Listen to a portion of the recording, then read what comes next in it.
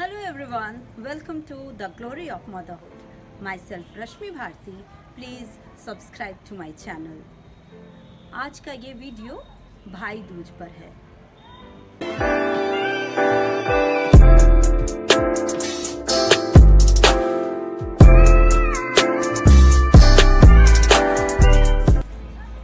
कार्तिक मास शुक्ल पक्ष की द्वितीया के दिन भाई दूज का त्योहार मनाया जाता है। ये भाई दूज की कहानी जो है ये भाई और बहन के अटूट अगाध प्रेम संबंध से अपना रिश्ता रखता है और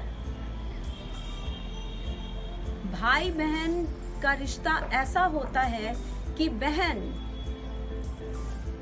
कितनी भी कठिनाइयों का सामना उसे करना पड़े लेकिन उसके आगे उसका भाई ही रहता है। कहने का मतलब ये है कि जीवन में कितने भी कष्ट आ जाएं लेकिन बहन के लिए भाई से बड़ा कोई नहीं।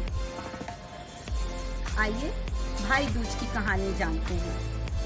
पौराणिक कथाओं के अनुसार एक बुढ़िया थी और उसके दो बच्चे थे, एक बेटी और एक बेटा। बेटी की शादी हो गई। बेटी की शादी होने के बाद काफी दिनों तक भाई बहन एक दूसरे से नहीं मिले। बेटे ने अपनी माँ से कहा, माँ मैं अपनी बहन से मिलने जाऊंगा।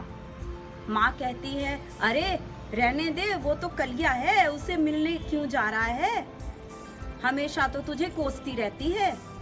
लेकिन भाई के आग्रह करने पर माता ने उसे आज्ञा दे दी और कहा, जा मिला।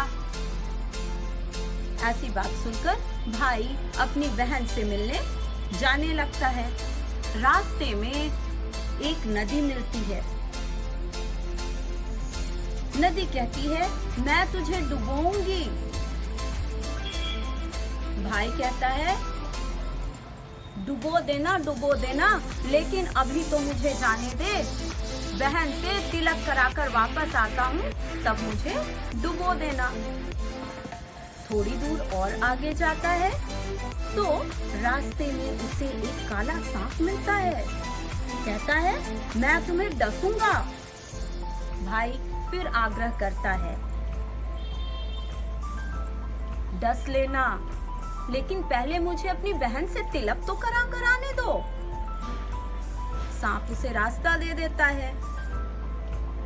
फिर वो आगे बढ़ता है। जैसे ही वो आगे बढ़ता है एक शेर उसे मिलता है और कहता है, मैं भूखा हूँ, मैं तुम्हें खाऊंगा। भाई फिर शेर से आग्रह करता है। कहता है, शेर महाराज आप मुझे खा लेना, पहले अपनी बहन से तिलक तो करवा लेने दो। ऐसा कहकर सबको वचन देकर वो आगे बढ़ता है और अपनी बहन के यहाँ जा पहुँचता है। बहन के दरवाजे पर पहुंचकर वो अपनी बहन को आवाज लगाता है, ओ बहना, मैं तुमसे मिलने आया हूँ, देखो बाहर कौन आया है। इस वक्त बहन सूत काट रही होती है और अचानक से उसका सूत टूट जाता है। मान्यताओं की माने तो ऐसी मान्यता है कि अगर सूत काटते वक्त सूत टूट जाए उस समय मुंह से कुछ नहीं बोलना चाहिए, नहीं तो कुछ अपशगुन होता है। बहन भाई की आवाज सुनकर भी चुप रहती है। भाई सोचता है, माँ ने ठीक ही कहा था कि क्यों जा रहा है, और वो वापस आने के लिए मुड़ जाता है। इतने में बहन जो सूत काट रही थी उसने अपने सूत को जोड़ लिया। जैसे ही उसका सूत जुड़ा वो भागी दौड़ी आई घर के बाहर और दौड़कर रास्ते से अपने प्यारे भैया को लेकर आ गई। जब बहन अपने घर लेकर आई भाई को तो उन्हें विश्राम करने को कहा और भागी दौड़ी पड़ोस में अपनी सखी के पास गई और कही, उससे पूछा कि प्यारी सखी, मुझे ये बताओ कि अगर जान से भी प्यारा कोई आए तो उसका स्वागत कैसे करना चाहिए, क्या बनाना चाहिए। तो मजाक में सखी ने ये बात कही कि तेल से चौका लगाओ और घी से चावल पकाओ। बहन जो है उसका मजाक समझ नहीं पाई और उसने ऐसा ही किया। अब ना तो चौका सूखता है और ना ही चावल पकती है। काफी देर हो गई, भाई को भूख लग रही थी। भाई ने बहन से कहा, बहन क्या बना रही हो। बहन ने सारी बात बता दी कि मैंने अपनी सखी से ये बात कही कि जान से भी प्यारा कोई आए तो क्या करना चाहिए। भाई ने कहा, अरे मूर्ख बहना, बात समझ नहीं आई तुम्हें, तू ऐसा कर, पानी से ही चौका लगा और पानी से ही चावल बना। उसके बाद बहन ने वैसा ही किया और जैसे ही चावल बना, बहन ने घी और शक्कर के साथ भाई को मीठा चावल खिलाया और तिलक किया। कुछ दिन रहने के बाद भाई एक दिन वापस चलने को तैयार हुआ। प्रेमवश बहन अपने भाई के लिए लड्डू बांधने लगी। इसके लिए उसने चक्की में गेहूं पीसे और प्यार से लड्डू बांधा और अपने भाई को दिया। उसमें से 2-4 लड्डू उसने अपने बच्चों के लिए रख लिए। भाई विदा लेकर जाने लगा। थोड़ी देर होने के बाद जब बच्चे उठे और उन्होंने माँ से खाने का आग्रह किया तो माँ ने छीके से लड्डू उतारे और उन्हें देने लगी। अरे ये क्या, लड्डू तो हरे रंग के हो गए हैं। अब बहन को बड़ी शंका हुई। जैसे ही उसने चक्की में जाकर देखा तो उस गेहूं के साथ एक सांप पिस गया था। उसने तुरंत वो लड्डू फेंके और वहां से भागी दौड़ी अपने भाई के पीछे चलने लगी। रास्ते में ही उसका भाई एक वृक्ष के नीचे विश्राम कर रहा था। उसने तुरंत अपने भाई को जगाया। सबसे पहले तो उसके मन में शंका हुई कि कहीं उसके भाई को कुछ हो तो नहीं गया। अपने भाई को उसने जगाया और कहा, भाई जो मैंने लड्डू बांधे थे वो लड्डू कहाँ हैं? भाई के मन में फिर शंका आई कि माँ ने ठीक ही कहा था, ये तो कुछ देने वाली है नहीं, पता नहीं कैसे इसने लड्डू दे दिए थे। अरे यहीं पेड़ पे टंगे हैं लड्डू, मैंने खाए नहीं, ले लो अपने लड्डू। बहन कहती है, अच्छा यहाँ है लड्डू, और वो लेती है और उसे गड्ढे में गाड़ देती है और सारी बात अपने भाई को बता दी। भाई ने कहा, बहन तुमने एक मौत से तो मुझे बचा लिया, लेकिन रास्ते में मैं 3 लोगों को वचन दे आया हूँ, उनसे मुझे कौन बचाएगा? बहन कहती है, मैं माँ के घर तक तुम्हें खुद छोड़ने जाऊंगी। ऐसा कहकर वो अपने भाई से कहती है, भाई मुझे प्यास लगी है। भाई कहता है, तू यहीं रुक, पास में तालाब है, मैं पानी लेकर आता हूँ। बहन कहती है, रहने दो भैया, तुम विश्राम करो, मैं पानी खुद पीकर आती हूँ। जैसे ही वो तालाब पर पहुँचती है, वहाँ एक बुढ़िया बैठी रहती है। वो कहती है, हे माँ, तू यहाँ क्यों बैठी है ऐसे जंगल में अकेली? बुढ़िया कहती है, मैं विधाता हूँ, एक भाई की तांत बुन रही हूँ। लड़की घबरा जाती है, पूछती है, माँ किस भाई की तांत? वो कहती है, प्रेमवश बहन ने अपने भाई के लिए एक सांप को मार डाला है। उसे बात समझ आ गई कि ये तो मेरे ही भाई के बारे में बातें कर रही है।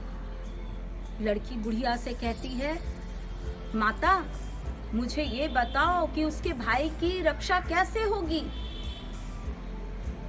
विधाता कहती है, उसके भाई के साथ तांत 7 दांत जुड़ी हैं। अगर इनसे उसकी बहन ने बचा लिया तो उसका भाई बच जाएगा जब तक उसकी शादी नहीं होती। यह सुनकर बहन अपने भाई के पास वापस आती है। भाई ने पहले ही सारी बातें बता दी थी बहन को कि मैं नदी, सांप और शेर से बचकर आया हूँ। बहन अपने भाई से कहती है, मैं तुम्हें माँ के घर तक खुद छोड़ने जाऊंगी और तुम मेरा यहीं इंतजार करो।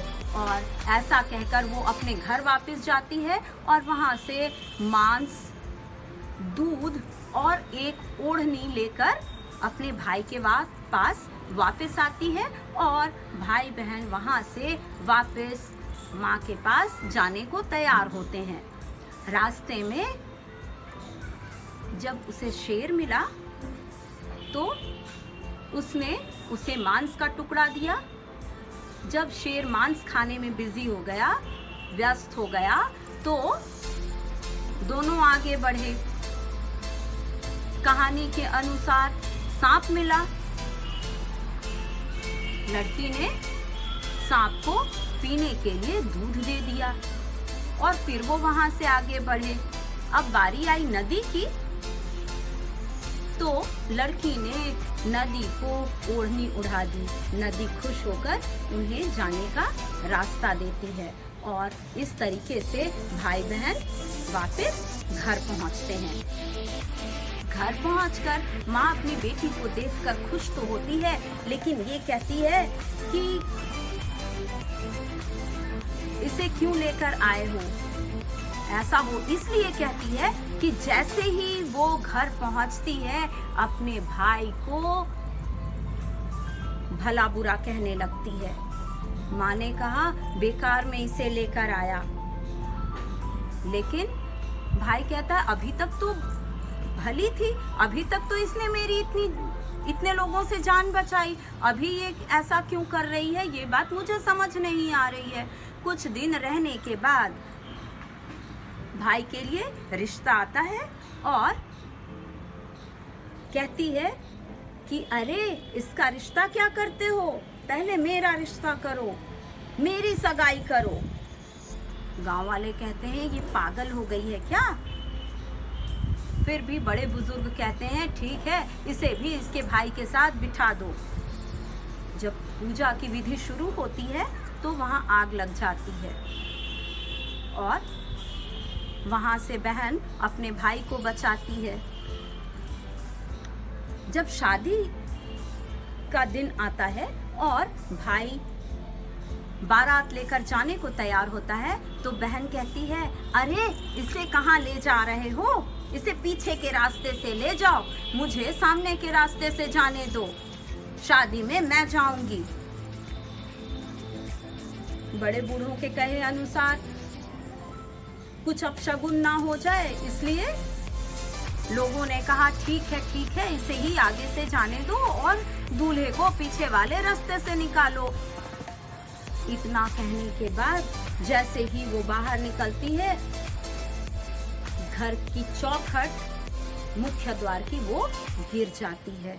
सारे लोग कहने लगते हैं चाहे ये बहन जैसी भी है, कलिया ही है, लेकिन अब तक अपने भाई की जान बचाती आई है। विवाह संपन्न हो गया। विवाह संपन्न होने के बाद रात जगा आया। अब फिर बहन कहती है, अरे इसका रत जगा क्या कराते हो, पहले मेरा रत जगा कराओ। लोग कहने लगे इस पगली को कौन समझाए, चलो बीच में पर्दा लगा दो और इसे सुला दो। बहन तो इसी इंतजार में थी। ये 7वां घात था जिससे उसे अपने भाई को बचाना था। विधाता के कहे अनुसार जब तक भाई अपने शादीशुदा जिंदगी की शुरुआत नहीं करे तब तक 7 घातों से उसे बचाना था।